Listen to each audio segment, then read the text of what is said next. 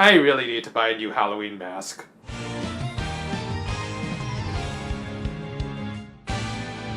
Requisite Halloween episode today with everyone getting ready for the holiday, with a certain someone especially getting into the festivities. Hana, I think you need to lay off all of those duo knockoffs. She was actually designing a poster for the big Halloween dance party they were holding that night. One that apparently creeped out both Hagutan and Harry. Okay, it's a little abstract, but it's not that scary. Then again, I am the guy who's been desensitized by the art of Junji Ito and Yu Kobayashi. Yeah, I honestly can't tell who's scarier. Also, apparently anyone who went in costume would get in free of admission, to which everyone started throwing out costume ideas, like Saya wanting to be a giant robot, or Emiru as a kaiju. Jeez, you two are just a couple of nerds, aren't ya?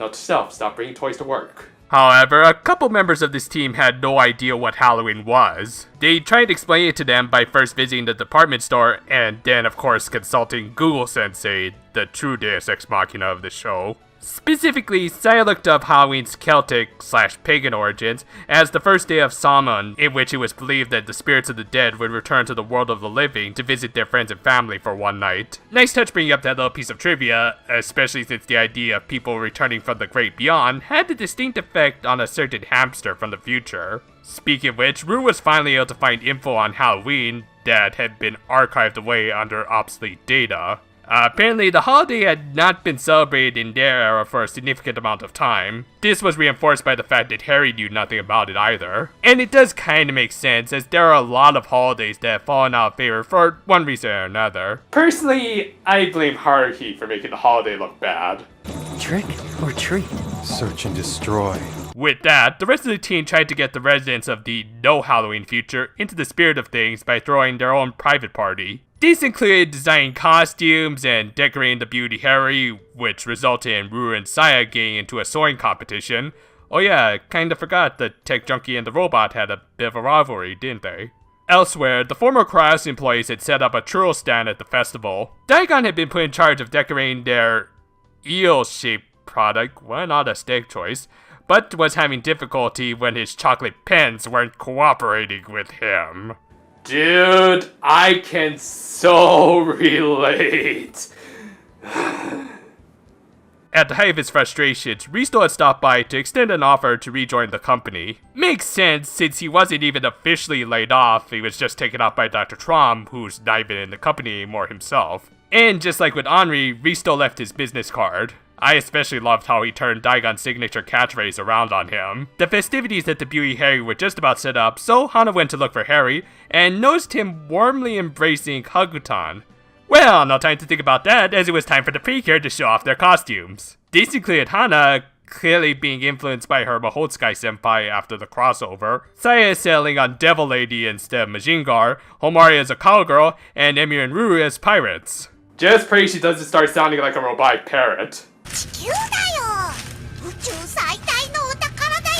They had also finished work on Harry's costume, so the only one left was Hagutan, who, Why, oh why do I have to keep using that clip for this whole franchise? understandably, being treated like a dress-up doll didn't sit well with the toddler, so instead, they decided to try and ask her directly. Well, I'm sure this, and the earlier scene with Harry, won't lead to anything at all. Back with the ex-Karyasus, Daigon had been left in charge of the churro stand, and the frustrations over his decorations not going well finally made him snap. Yeah, the reason this guy becomes a villain one last time was because his chocolate pens drove him insane. I knew it! You were pure evil this whole time! Oh well, at least we get to see his adorably goofy summary animation one more time. He ended up creating a giant Casper Moishimaida who started tearing down the festival. Wanting to defeat it while preserving the festivities, the Precure decided to pull a Yuya Sakaki and turned it into a full stage show. I hope you guys got permission from the toy higher-ups to do this. They defeat Casper in less than 5 minutes in a fairly well animated sequence topped with Hana's signature axe handle. God, I love that move. They hit it with their usual finisher, and also happened to get Daigon, who, for whatever reason, was hiding in the monster's hair. It's a silly way of bringing the old dude back to the good side, but at least it led to a touchy moment where Purple finds him and tells him that everyone enjoyed his churros. Afterwards, Harry shares his concerns with Hana about restoring time to his future, to which she assures him that they'll do just that, like they've always said they will. Really, I think he just said all that because he realized he messed up on the Homari route and was giving the Hana route a shot instead. With that, the episode ends with Hakutan being dressed up as...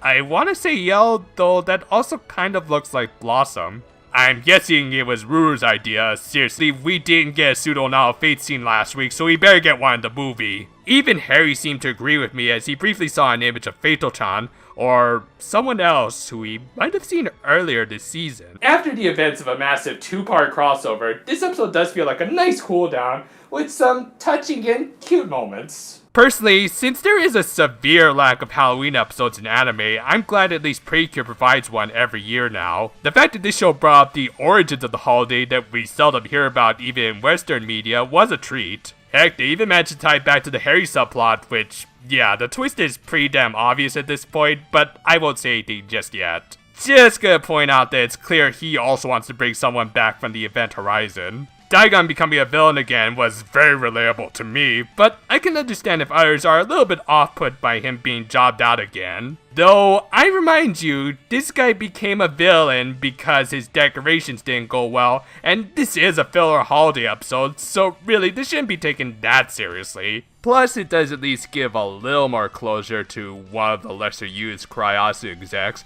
by allowing him to connect with the heart of this holiday that comes from working hard and sharing your treats with the kids. Combine that with some cute costumes compliments of our main heroines, and this is a perfectly fine, easygoing episode that puts the holiday front and center.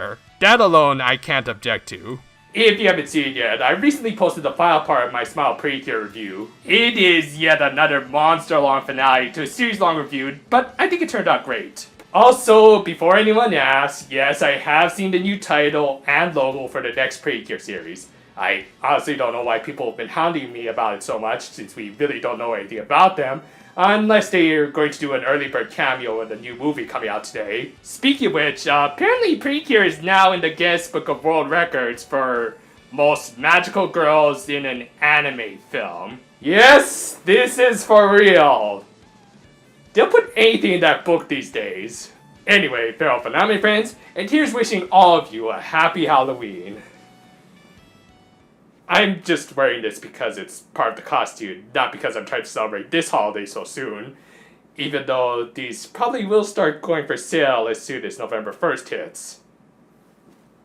Holidays are way too complicated these days.